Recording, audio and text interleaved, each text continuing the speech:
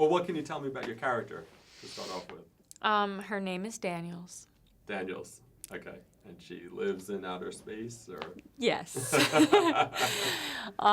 She's she's a member of a ship of colonists who are heading to a planet that they've been preparing to go to for a long time, a place that they have reason to believe they can sustain life, a place where they can sustain life. And she's the chief terraformist, so she's like a space gardener, and she'll be responsible for obviously growing things there and setting up the living spaces. And so there's a team of couples going there because obviously one of the things they'll be expected to do there is procreate. So everybody on the ship at least knows one other person on the ship very, very well. Okay. So that's why you see in the trailer, you can see that there are these like little interpersonal dynamics. Right. Yeah. So who would be your person? That's a great question. Okay. The movie comes out in May. Okay. I suspect it's not the robot Michael Fassbender's Well, that would be character. weird. Well, right? All walks of life, It's right. Does it get scary shooting this stuff? Because Yes. Yeah. What is that like? I mean, because so much of it's CGI these days as well, but are there physical props of the monsters and stuff as well? Physical props of the monsters. People really chasing you sometimes, or things chasing you. And really, I don't know, maybe this is just some kind of mild PTSD, because when I was a kid, my mother used to chase me up the flight of stairs all the time, sort of for fun, but it always terrified me. So, like, it's not that hard for me to kind of get into that zone of being scared to be chased. Right.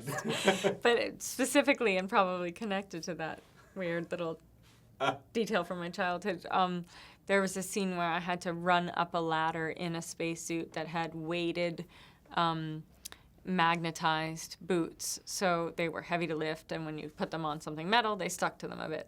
So it was really hard to move quickly there, and obviously also I was in a full spacesuit. Those things are heavy, cumbersome, and it's hard to see. Right. So,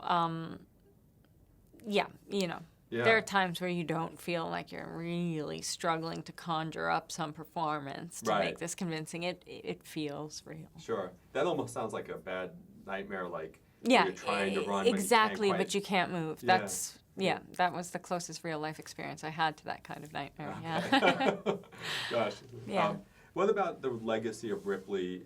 These movies. Obviously, we have the Sigourney Weaver character, who was so important as sort of a icon. Totally. Is that intimidating, coming in and kind of inheriting that mantle here?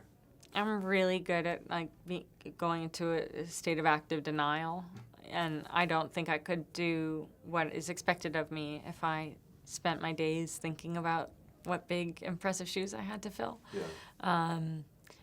And also, I think everybody involved felt like we're making a new movie, and obviously it's in this world, but we're telling a new story, and that's liberating as well. And there was this great, new, rich script, and Daniels isn't Ripley, and she finds herself in a totally different set of circumstances in this film than Ripley did, and then there's obvious parallels. Right. But for me, I only really think about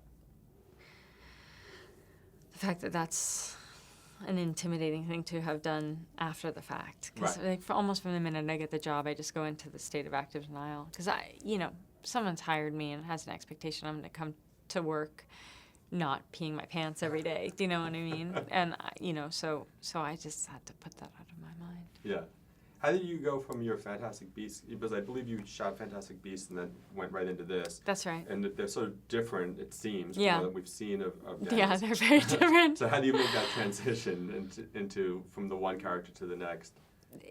That's what actors love to do. If you work in repertory theater, you might be playing King Lear one night and, I don't know, Bottom in Midsummer Night's Dream the next night. You know what I mean? And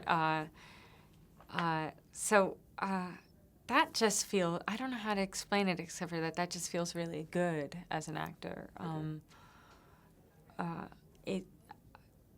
It's very stimulating and activating to feel like you're stretching yourself in a different direction. Sure. And Fantastic Beasts took a long time to shoot, and I didn't have to mourn the character when we wrapped because I knew I was going to get to play her again. Right. And that can sometimes be hard. Like, it can be hard to make a transition when you're like, I just want to think about that person a little longer and not let them go just yet. Yeah. But I was like, I'm going to see you later, Tina. Oh, okay, let's go kill some aliens.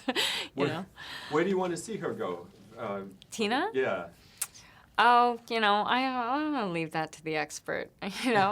She's not going to disappoint me. I have complete confidence in her. Yeah. So just like a nerdy reader of Harry Potter books, I'm just excited to see what happens next.